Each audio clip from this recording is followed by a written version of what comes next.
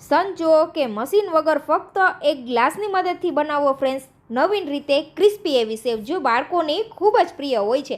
તો સેવ બનાવવા માટે સૌથી પહેલાં એક વાટકીએ આપણે ચણાના લોટને સરસ આ રીતે ચાળી લેવાનો છે. એક પણ ગાંઠા ન રહે તે રીતે આપણે તેને સરસ ચાળી લેશું. હવે તેમાં મસાલા કરવાના છે, રૂટીન મસાલા. લોટ ચાળવાથી લોટ સરસ ફૂલી ગયો છે, તો તેમાં સ્વાદ અનુસાર નમક અને થોડો એવો હળદર પાવડર ઉમેરીને સરસ મિક્સ કરી દઈશું.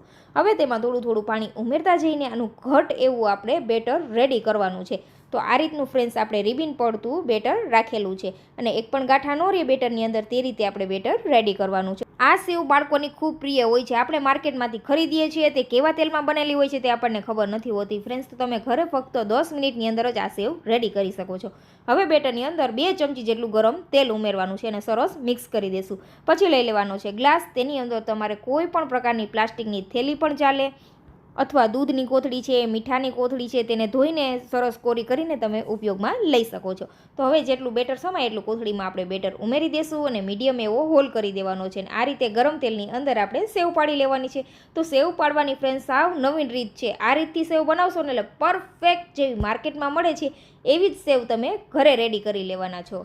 આ રીતે નાનો મોટો હોલ રાખશો ને તો તે મુજબ તમારી સેવ બનશે, નાની અથવા મોટી. તમે જે રીતે કટ કરશો તે મુજબ આ રીતની સેવ રેડી થશે. તો આ સેવને એરટાઇટ ડબ્બામાં ભરીને 15 દિવસ સુધી સ્ટોર કરી શકાય છે. તો રેસીપી પસંદ આવી તો ફોલો કરજો.